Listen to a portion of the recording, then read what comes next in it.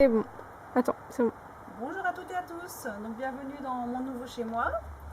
Pour ceux qui me suivent savent que j'ai déménagé courant juillet. On a quitté donc les Côtes d'Armor pour venir dans le Finistère. Et je ne vous dis pas que déménager d'une maison de 150 mètres carrés, on a vécu à 6 pendant 14 ans, c'était pas une mince affaire, mais bon, maintenant on est bien installé.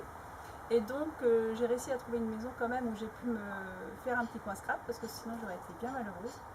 Donc c'est ce que j'avais envie de vous montrer aujourd'hui, un petit peu comment je me suis organisée, puis vous donner différents moyens de ranger ces affaires de scrap.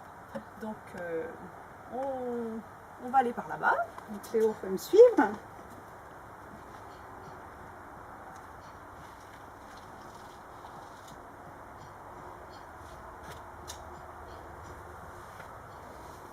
Voilà, donc les propriétaires avaient réhabilité le garage en fait, où ils ont fait ce qui sert d'arrière-cuisine, de salle d'entrée, de buanderie.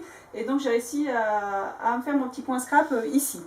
Donc j'ai récupéré le bureau d'une de mes filles et je dois bien dire que les meubles Ikea sont quand même, sans faire de publicité, hein, sont quand même super intéressants en matière de rangement scrap parce qu'on range énormément de choses dans leurs meubles. Donc pour commencer, donc ça ce sont les petits bureaux avec les étagères intégrées. Donc là ce que j'ai mis tous mes crayons, mes pro marqueurs et puis les feutres Action ici. Donc ça je vous avais déjà montré, c'était des bacs de rangement qui servaient normalement pour mettre les bocs de coca dans le frigo. Et donc là je les ai collés par contre les uns avec les autres à la colle chaude parce que pour que ça tienne bien. Ici, sinon, donc des petits meubles, enfin des petits meubles compartimentés comme ça, qui viennent. Celui-là, je crois, c'est de, non, celui-là c'est de chez Action, et celui-là, bon, j'ai trouvé dans un Jiffy ou quelque chose comme ça. Donc voilà, comme ça, je mets mes feuilles. Voilà, on peut ranger pas mal de petites choses. Donc on va voir ça un petit peu après. Là, un meuble aussi de chez Ikea où on peut ranger pas mal de choses. Donc là c'est un petit peu le bazar, mais j'ai mis tous mes encreurs, voilà, de Stampin' Up. Là pareil, des encreurs. Voilà, donc on voit déjà qu'on peut compartimenter pas mal de choses en fait. Donc ici tous mes scotch, les différents systèmes de collage. Qu'est-ce que j'ai ici? Donc là c'est tous pour faire les petits paquets cadeaux. Et là, donc les autocollants, voilà, que j'ai rangés ici. Donc voilà, ça c'est des choses où on peut justement, en mettant aussi des petits paniers, on peut vraiment compartimenter et ranger pas mal de choses. Donc ici c'est aussi les meubles qui servent pour ranger les jouets des enfants quand ils sont petits. Voilà, que j'ai récupéré, où je peux encore mettre des perforatrices. Voilà, mes pistolets à colle, la chaufferette. Mes scotch aussi. Voilà, là on peut encore ranger pas mal de choses. Ici donc le petit chariot. Voilà, où on peut encore ranger ce qu'on veut dedans. Alors ici, donc, on a une étagère Billy. Donc là, vraiment quand on utilise des paniers, donc ça c'est des paniers qui viennent de chez Action. Vraiment on peut stocker déjà pas mal de choses. Donc j'ai essayé de m'organiser au mieux. Donc là c'est des meubles, des petits meubles compartimentés que mon mari avait récupérés à son travail. Donc là je mets tout ce qui est fleurs, petit embellissement en bois, voilà. Des petites choses en résine aussi. Donc pareil là tout ce qui est ruban. Voilà, donc ça c'est des rangements qui sont fort pratiques. Et donc au point de vue des tampons, donc là j'ai essayé de les ranger aussi par thème. Donc j'ai fait des petits intercalaires comme ça. Bon c'est pas extraordinaire, hein, mais bon au moins je m'y retrouve un petit peu. Donc voilà, l'automne, les licornes, les personnages, la nourriture, enfin voilà tout ça. J'ai essayé de les ranger au mieux. Donc voilà, là c'est plus des tampons sur Noël. Là c'est plus du texte, des choses que j'arrivais pas à trop classer. Mais bon, voilà, pour ranger les tampons, les paniers comme ça, je trouve que c'est pas mal. Et j'essaye de les ranger dans les pochettes plastiques, là qu'on trouve, pareil, toujours chez notre magasin préféré, chez Action. Voilà, pour que ça soit à peu près homogène, quoi. Mais bon, comme ils ont des tailles différentes, c'est pas toujours, toujours facile. Ici, donc, ce sont des boîtes aussi qu'on trouve, pareil, chez Action. Voilà, où on peut ranger tout ce qui est autocollant. Voilà. Elles sont relativement faciles donc à empiler, elles prennent pas trop de place et on peut, mine de rien, y ranger pas mal de choses. Ici, donc ça c'est un... Alors il y a des tutos qui circulent pas mal sur internet. Voilà, où on ce sont des petits classeurs qu'on fabrique soi-même en utilisant du ruban craft autocollant et en venant coller les feuilles métalliques. Et donc là, on peut ranger aussi pas mal de die. Donc ça, j'essaierai de vous mettre un lien là où j'ai trouvé d'un tuto à partir de lequel je me suis inspirée. Là, donc on retrouve les boîtes de chez Action compartimentées. Et donc là, j'ai une étiqueteuse en fait où je mets, j'écris ce qu'il y a dans les boîtes, comme ça va permettre de s'y retrouver un peu plus facilement.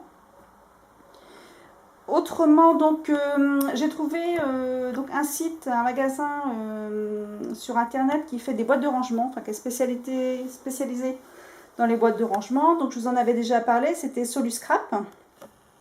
Et donc dans leur modèle, en fait, ils ont ce qu'ils appellent des empile box. Voilà, donc ce sont des boîtes qui s'empilent relativement facilement et qui prennent vraiment pas de place et où on peut loger beaucoup de choses. Et donc, on peut choisir d'avoir un couvercle ou pas. Voilà, j'ai quelques couvercles, mais j'ai pas sur toutes les boîtes. Sans le couvercle, ça s'empile aussi très bien. Alors, je vais chercher une règle pour vous dire la hauteur. Parce que j'avais pris des petites notes. Oui, voilà. Donc, en fait, les fines, alors les fines, c'est celles-là. Elles font 24,4 sur 15,5 et sur 4,7 de hauteur. Après, on a la grande qui, elle, fait 17,7 de hauteur. Et on a aussi des médiums. Donc, on va passer là-bas.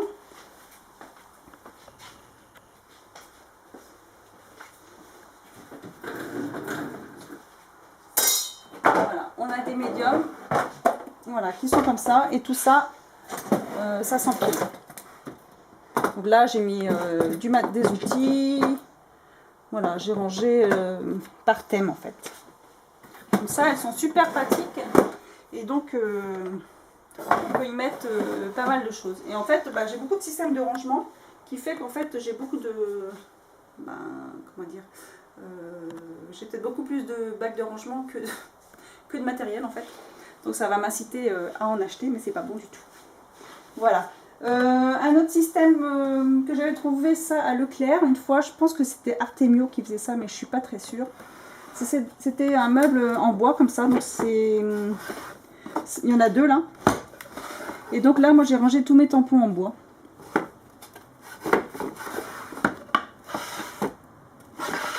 Voilà. Ça c'est un système aussi qui permet d'avoir une vue assez rapide sur ce qu'on a.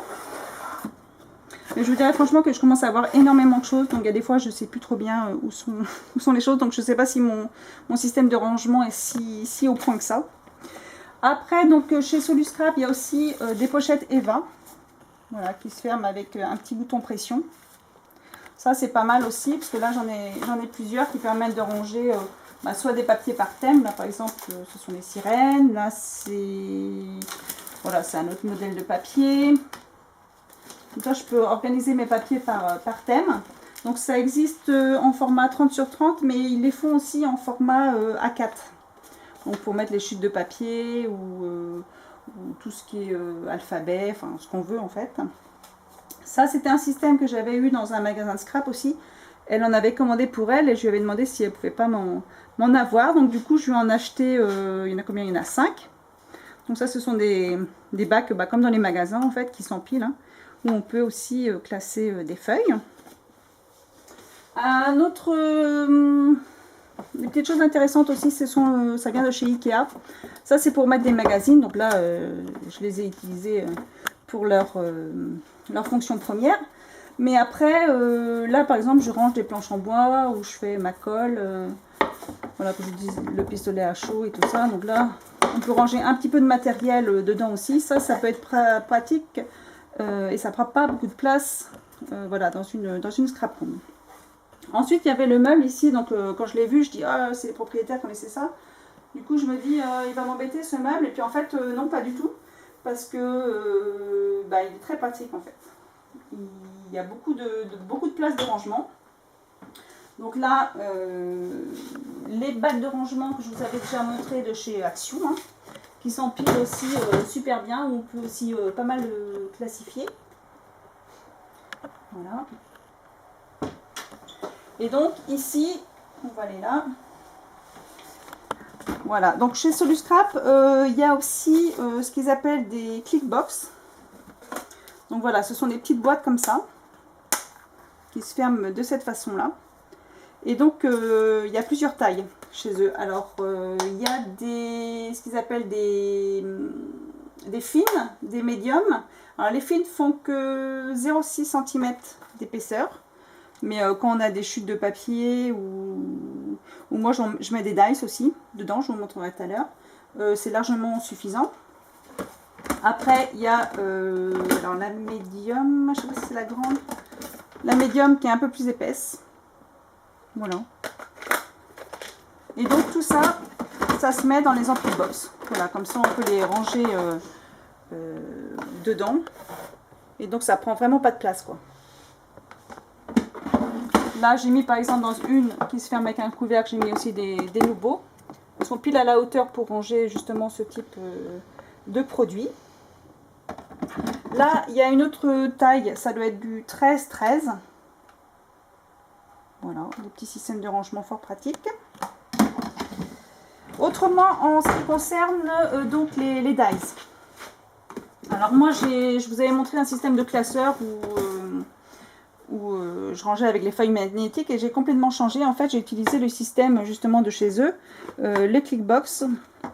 Et donc, dans chaque boîte, je mets un dice. Bon, je vous dirais franchement que c'est un investissement. Hein, les boîtes sont quand même pas données. Donc voilà, donc comme ça, je mets à chaque fois ce que c'est, à quoi ça correspond.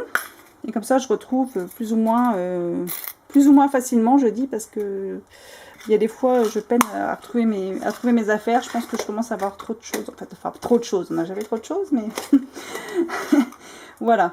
Donc tout est rangé comme ça. Il faudrait que je mette un autre papier sur le dessus pour dire exactement ce qu'il y a dans la boîte. Alors, je ne sais plus combien on en met, hein, mais tout ça est détaillé sur leur site. Mais vous voyez, j'en mets quand même pas mal déjà. Et donc, j'en ai... Voilà, j'ai 2 boîtes.